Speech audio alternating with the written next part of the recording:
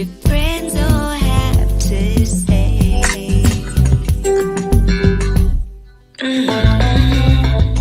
Hi, and welcome to Pillow Talk with Angela. I'm your host, Angela Stribling. And okay, this has been all over social media.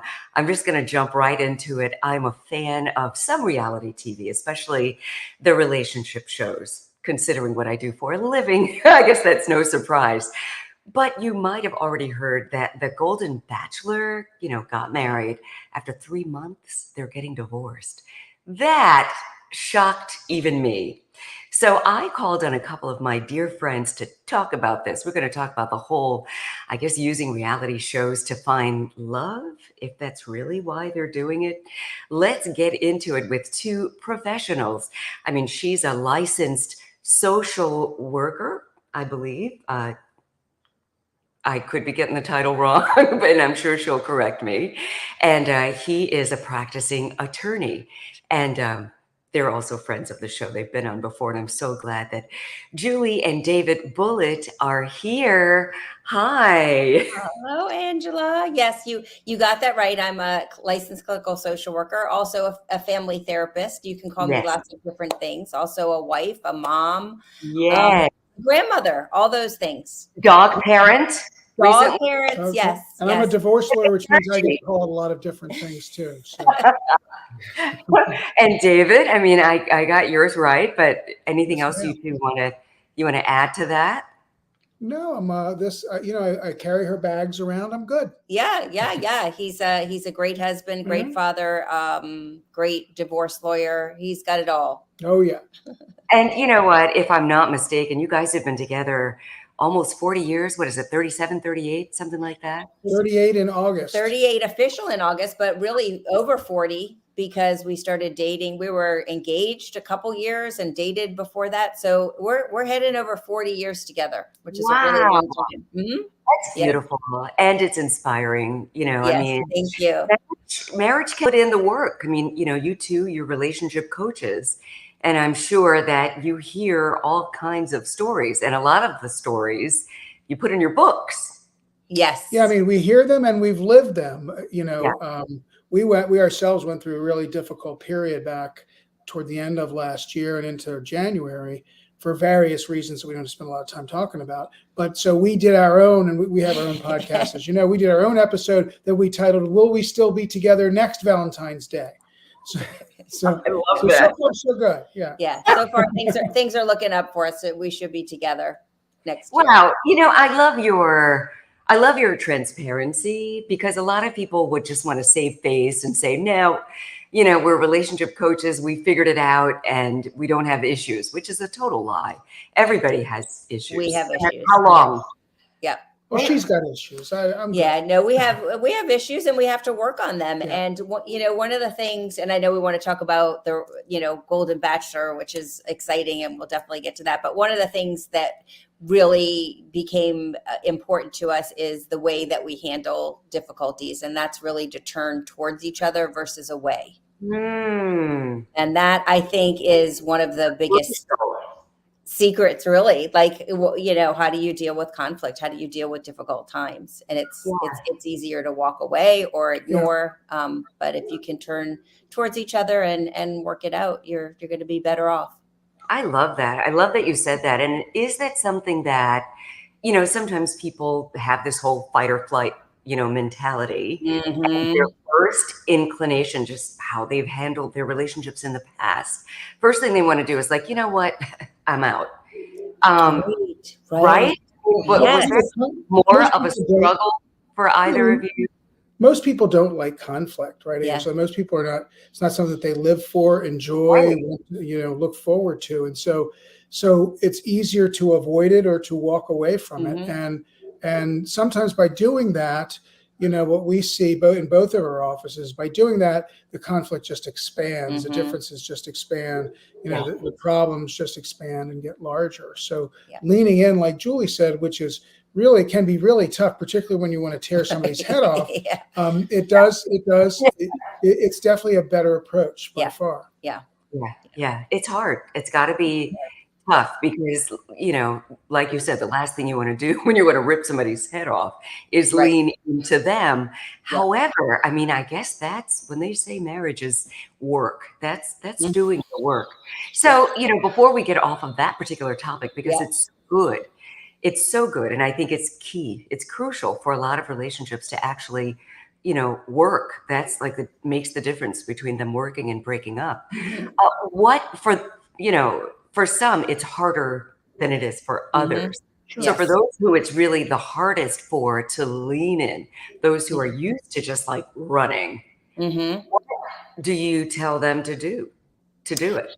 Well, right. So you talked about the fight and flight and sort of your natural response, either to ignore or shut down, which Mm, are things that happen to people all the time. We get triggered, we shut down, we don't want to talk about things.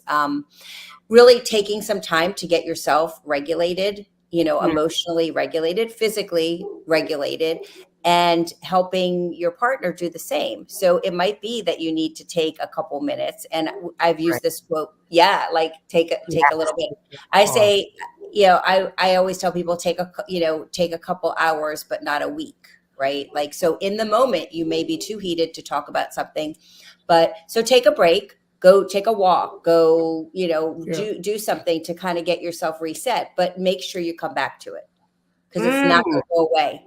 Now, Julie, you said, but don't take a week. I know that a lot of men, the way they handle it is they'll just go to the man cave and, like Mhm. friends of mine, a couple who are friends of mine, oftentimes the guy, it takes him 2 or 3 days to even want Mm, to talk about Yeah. it. Now, is I that mean, there's something? a lot of damage that can happen. A lot of yeah, damage that can occur in that 2 or 3 days, yeah. that becomes harder to fix. Hmm.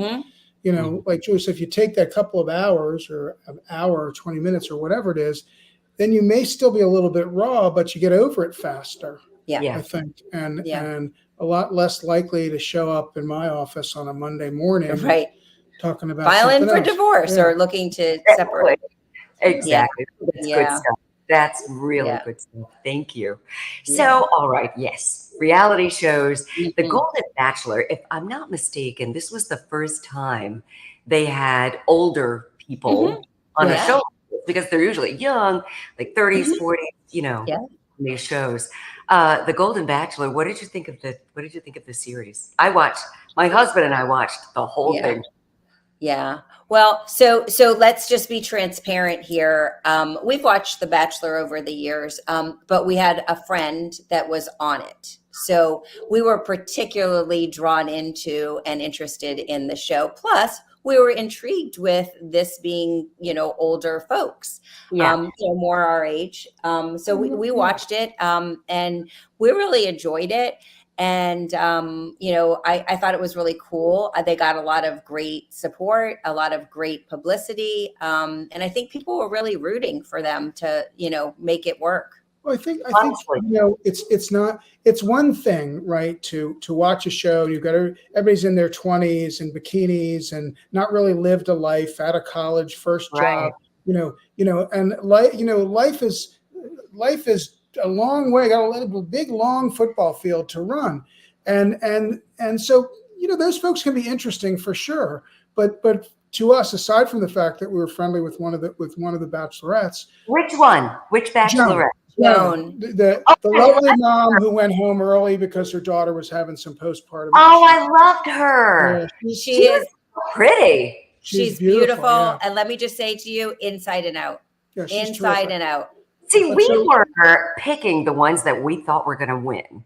Yeah. And Ken and I were thinking, had she not gone home, that would have been the one. She would have been the one. I mean, I think she's full package. I think she has it all. She's smart, intelligent, articulate, has a good heart. She was also a widow. And so I think that piece was a kind of a cool piece because I think that Gary, the bachelor, really kind of liked that other people have some lived experience like he did with losing their partner. well, the interesting thing is, you go and you do watch these shows thinking, who do you think is going to win? Who's going to get Right. picked, right? And so one of my early thoughts as I watched the show was, this is not the guy for her. I mean, we're not the best of friends. We've known Joan for 25 years or so. You're like, And we knew her husband, Yeah, we knew who her was a husband. lovely, big personality, just a wow. good soul.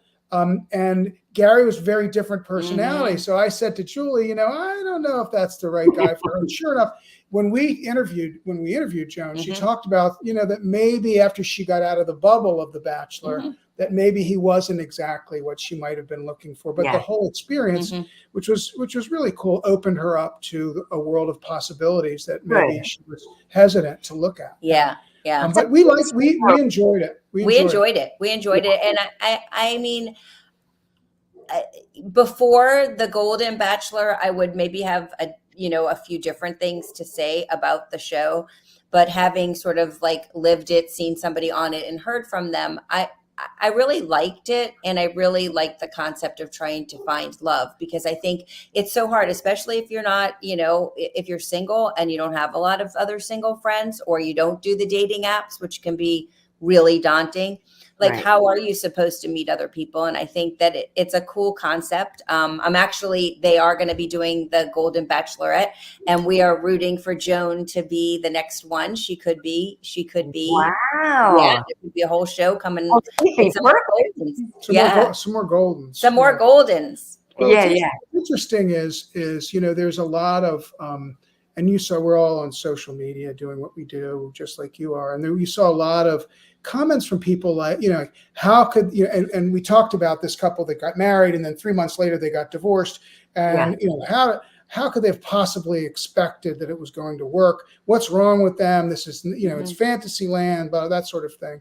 And it's kind of easy to say that, right? It's easy to say from the outside looking in, but at the same time, and Julie and I talked about this. Is it really fair to those folks who are looking? I hate to put it this way, but we don't have, in your 60s or 70s or 50s, you don't have as much real estate in front of you as you do when you're 25 or 30 years younger. So what's wrong with trying that way to find the next step in your life, the next chapter in your life? And we didn't find it offensive at all. We thought it was just a different way to do it for those that get lucky enough to be chosen. Yeah. And then if you want to like dig in about, okay, like what went wrong, right? Like, so these people were together 3 months and they are not making it, which is that is a short period of time. Some people are saying like, oh, did they give up too easily or whatever? What I heard, and I don't know them and I don't know the inside scoop, but what I heard was that where they were going to live became an issue.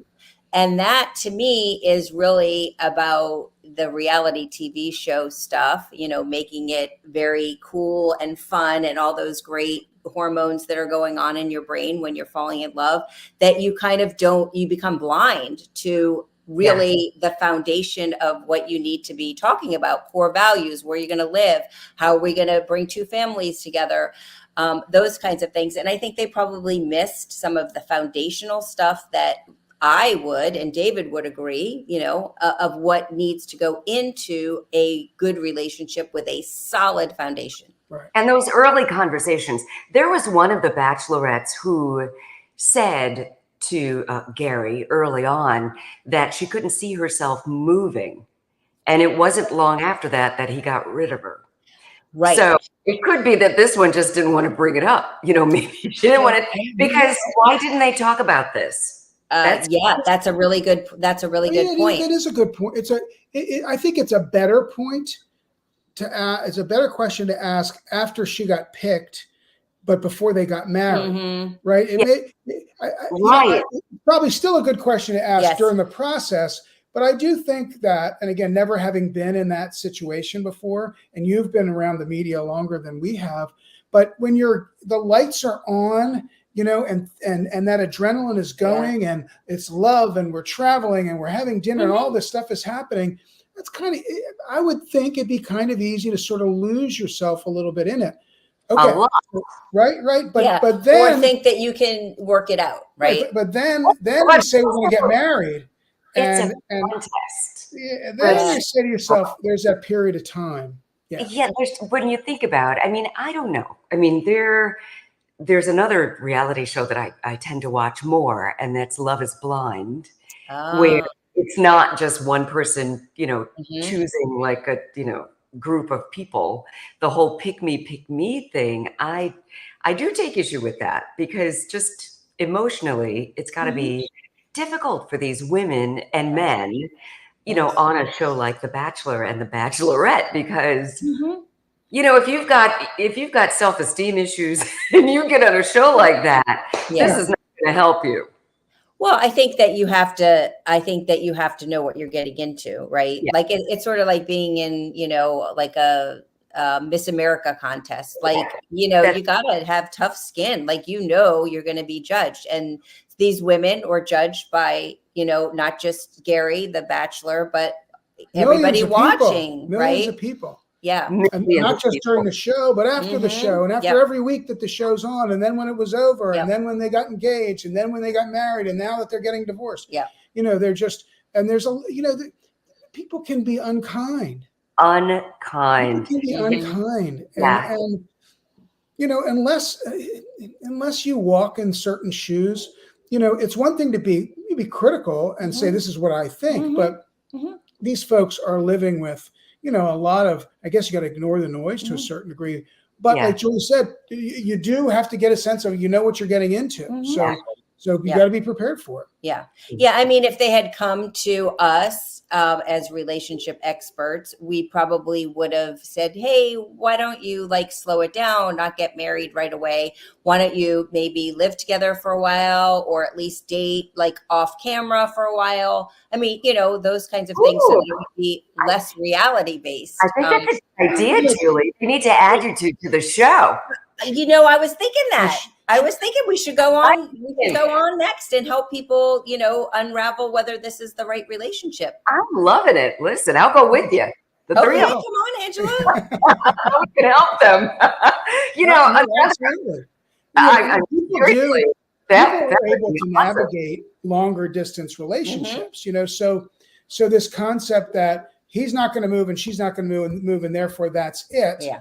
I got to think that there's more to it than that. I mean, there's got to be more to it. And these seem to be sophisticated people and intelligent people. And, you know, and so I think it was more than the geography myself, but I do agree. And we talk about it in our first book, you know, that you got to have this building and filling to sort of figure out whether that tree is going to grow up and grow out. And how much of that can you do on television, you know, over 10 weeks or whatever it is? Yeah, the soil was not nurtured, wasn't fertilized, and probably wasn't solid enough to help them build, you know, grow and build their relationship. One other thing I want to add is that these are, and I said before, these are people who, because of their age and because of the fact that they've lived a life, they've developed their own way of doing things, right? Right. Now they have kids, they've got grandkids, they've got their home here. But not only that, but they get up at this time and do that. They want to do this and do. And so now you have different things that are layered into, you know, sort of a second time around kind of relationship on top of the media stuff. Yes. People who get into these types of shows, how much of it do you think that they really are looking for love versus I want my 15 minutes of fame? Well, let me say my view, and then since you've gone first. Okay. David's like, let me say something. You can say something. No, I think, and again, there's no statistics on this as far as I know. So I think as far as the show itself, the initial Bachelor, Bachelorette show, I got to assume a good chunk of those folks are going on because they want to be on television. Because I got to think that I wouldn't, you know, if I'm 22, I think I'd go on because, oh man, I get to be on TV. Yeah. Now, some might not be, but I think at this stage in your life, maybe some of those folks said, okay, well, I want to be on TV too. But I got to think, I mean, they're leaving real thick, developed lives, right? Yeah. These people had kids, they've got grandkids, they've got jobs, they've got lives where they've lived for 30 years in the same place. Yeah. And to me, I got to think that most of them, I would think, took that leap of faith because they wanted to find that next chapter to open. That's what I think. Maybe I'm an optimist. Yeah. And I do think this show was different. I think overall, not just The Golden, but The Bachelor, The Bachelorette, all these other relationship types of shows. Yeah, I think though this one, the Golden Bachelor, I think because the people were older, they were more serious, and I think that they were really invested in finding love and really opening up their hearts in a different way. I mean, Joan shared with us that the friendships that came out of this show are worth so much to her. Like they're staying connected. The girls are like all friends and stay connected. And that's really nice and it's sweet. But I think that in part they stay connected because it's lonely to be 50, 60, 70 years old and be by yourself. Yeah. Yeah. Yeah. Yeah.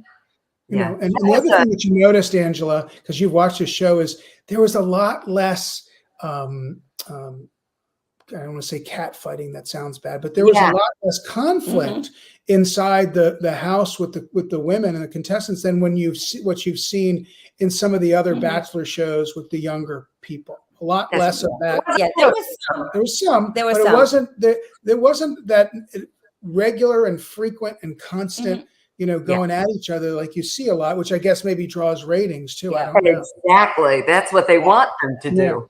Yeah. But it was funny that I forget the woman's name who had conflict with the one who ended up getting chosen. The Zip It lady, the lady that Zip It. Yeah, she was telling everybody to zip it. Yeah. There was some jealousy. I mean, and I think that's where that the cat fight stems from, is that people were jealous, or they felt like, that they didn't get a chance with The Bachelor, or they were afraid that they weren't, making a connection like some other people were. And that's normal. Jealousy. I mean, you put people together in a situation like that, there's going to be jealousy. There is. So I want to ask you both separately this question. What do you think of going on reality shows like, Love and Marriage DC, Love is Blind, The Bachelor, The Bachelorette, 90 Day Fiance, all those types of shows? What do you think of going on those shows, not for the fame, but literally going on there to find true love? Is that something that you would recommend? I think I'm going to go first this time. I knew you were. I think whatever you want to do, right? There's no right or wrong. I mean, some people go on the dating app. Some people don't. Some people go out to bars. Some people don't. I think whatever you feel comfortable doing, you should do it. I mean, meeting people is not easy. And, especially as, pools are getting smaller and smaller as you age. I think it's great. Take a risk, do something fun, try something different. Why not? I mean, I don't think it's for everyone, but let's not forget, right? This is not the first reality type era. I mean, remember The Dating Game? Yeah. Okay. So again, that was just a date. Wasn't getting married. Wasn't getting engaged. But it was sort of the precursor to The Bachelor and Love is Blind and some of these other ones. And is it a good thing or a bad thing? I think it depends on the person. I think that if you say to yourself, I know what to expect, there's going to be a lot of jealousy. There's going to be a lot of angst. There's going to be a lot of emotional up and downs, and it could be a big disaster. I could get booted out on the first night or something. If you go into it understanding the risks and how it might hurt you, then I think it's perfectly fine. And I agree with Julie. If you want to take a chance that way. But on the other hand, if it's not something you're comfortable with, if you'd rather go to mixers or restaurants or to bars or on, whatever the various apps are, Bumble and the others, then that's okay too. This is a different world than when we grew up. Yeah. A different and meeting people organically has become a lot more difficult. For all of the reasons, a lot of the reasons that we've talked with you about post-pandemic, right? A lot of it's just become more difficult. And so therefore you have to look at other ways. This is one. Is it a bad way, a good way? I don't think it's either. I think it's what fits for you. What works for you. The other thing I think that people have to think about before you sign up for something like this is your family, because your family has to be on board as well, because, there were a couple of cases. I don't know if it was necessarily the Golden, but just the regular Bachelor, where there were at least a couple of instances where they didn't really want them to have their whole family on television. It's right. It exposes everything. You've got to be willing to really open up to the world, the judgy world, about your. And it doesn't have an ending to it. I mean, yes, it's a 15 minutes of fame, but but it goes on, and it lives. This will live until the next Bachelor, Golden Right. Bachelor, Bachelorette show. So once that starts, then this will die down. But it's a long and lengthy tale to it that people have to. I think you really got to go into it with your eyes open. It's like when I represent someone in a divorce, right? I tell them to, you have to expect the worst. Plan for the worst. What does that mean? We talk about what the worst could be in that scenario. So for two reasons. One is if the worst happens, well, okay, I expected it. We talked about it. And if it doesn't, woohoo, I'm good. We're good. It wasn't really as bad as I thought. Yeah. And I think that's the same thing doing a show like this. You have to plan for what are the worst things that could happen. Yeah. Yeah. Can I handle those? Yeah. And, I'm thinking two things. I'm thinking about like before they do gastric bypass surgery, they make people go through really heavy counseling around that. I know that. No, that's good. Yeah, because they want to make sure that this is something that you can handle and that you're not going to start, like if eating was a coping mechanism, what are your new coping mechanisms? Because that's not going to be available. Are you going to start drinking? So I almost feel like with these kind of shows that they should do a little bit more prep, maybe a little bit of counseling around whether these people are going to be able to handle the situation. So that's what I was thinking. That's a good idea. Yeah. It is. It's a very good point. Yeah. And then the other thing that I was just wanting to say is that we are bred to want to be in a relationship. We do better when we're a couple. This is how we're wired. We are wired to be in relationships. So the desire to do that is there. Innately, we are wired that way. So whatever you have to do to find somebody can make sense for you, whether it's a show, an app, meeting organically, whatever it is. I'm all for it. I like it. So listen, maybe the three of us need to get together and do our own reality show. What? I would love that. What's not out there? What could we do? The curb to clean everybody up after it's over. Julie takes care of things before everyone goes in, and you're there managing the whole situation while it's all happening. I love it. Hey, they need to call. Tell Joan to give you the numbers of all the people she's worked with. But you know what? I think it's something that's here to stay. I mean, remember when reality TV first started, and people were like, well, this is going to be around for a hot minute, but it's going to just go away. It's not going to go away. And I think, this whole dating themed, show, we're going to see more and more of it.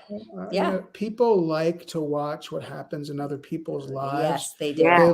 They like to see happiness, and they like to see pain. Mm-hmm. So I don't see why we would think that they would go away. Plus that they keep, getting terrific ratings. Yep. So, reinventing different ages. And, I love it. Yeah. I hope Joan, now I can't stop thinking about that. I hope she's the Golden Bachelorette. I hope so too. I think she would be fabulous, except I think she's so nice that I'm wondering how she would handle, like giving the roses and then the people having to leave. Oh, she'll figure it out. Yeah. I mean, she's really a kind person, so that might be hard for her. Oh, I see. Yeah. Yeah. But she seemed like she's just really sweet and beautiful. And I just felt bad for her because she didn't get to experience the entire run. Right. Agreed. But maybe she'll get her second turn. I don't know. We're rooting for her. Yeah, we might have a scoop here on Pillow Talk with Angela. Love it. All right. You know what? Thanks for spending the time this evening. And, I can't stop thinking about the Golden Bachelor and the bride and groom, and unfortunately it didn't work out. I guess the story is still unfolding. Still unfolding. I was wondering if Gary might call Joan. That would be a plot twist. Ooh, yeah, now he's available. Right, exactly. Or maybe he'll call up one of the other ladies. Well, yeah, whatever. I mean, hopefully they'll get a different bachelor. Yeah. We're on to the next chapter. Go to the next person. But hopefully those two can just remain friends. And it's too bad it didn't work out. So, but all right, before we let you two go, let's just tell everybody about some of the things that you want them to know that they don't know. I know that you got your podcasts, And Yes. tell us about that. Yeah, so we started a podcast after years of being asked to do it. And we had the 2 books come out called Conversations for Couples, in which Julie and I, either it's the 2 of us talking about a particular topic or issue, like we talked about the Valentine's Day one, or we've had some really interesting guests and have a lot more planning, I guess, over the next few months. We actually would like we're going to invite you. We actually would like to have you on. I don't know if you're open to that, but Oh, that'd be awesome. I've just And been your husband. traveling so much like crazy lately, but let's do could, it. could we get your husband on too? That would be a little difficult. All right. All right. Well, we can at least get I mean, you I on. think I travel a lot. He travels way more than me, but you never know. I'll talk to him about that. That would be Okay, fun. let us know. So wait, what are we talking about on the show? Well, we'll talk about. We can sort of talk about the topics ahead of time, but there's you present a lot of interesting things that we would we would love to dip into a little bit. dive in. So anyway, we have our podcast. We have 2 books that we've written: Secrets of Strong Couples and Love Conversations. the books. Yeah, and the 5 core conversations for couples. And we also have a couple journals out that we've recently created. One of them is a couples journal, which is goal setting for couples. And one of them is a family goal setting journal, which is getting really good reviews right now. So we're super excited. And anybody can find us at the Bullitts, TheBullitts.com, thebullitts.com. Very nice. I love it. In fact, you know what? I should put that. I'm going to put that in the comments here. Perfect. So that people can be sure. Well, okay, I'll do that after we stop. Okay.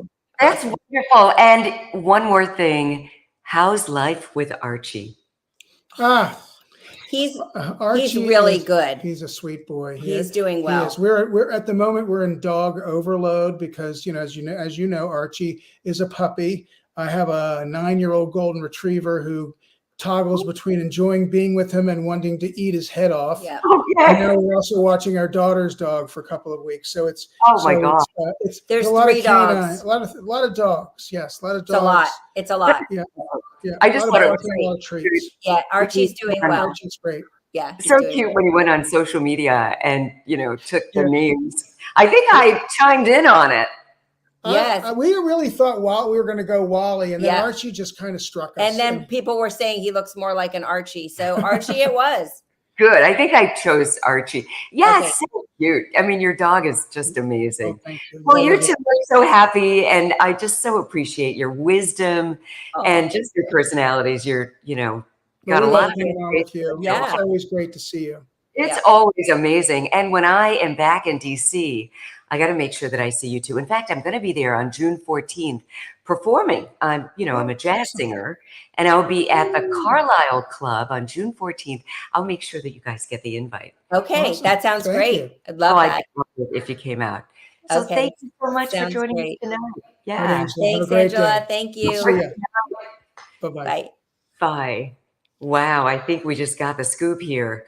Listening to Julie and David, I mean, maybe we know who the next Golden Bachelorette is going to be. I'll keep you posted if I hear anything else from them before it actually airs. Thank you for joining us tonight on Pillow Talk with Angela. Have a good night.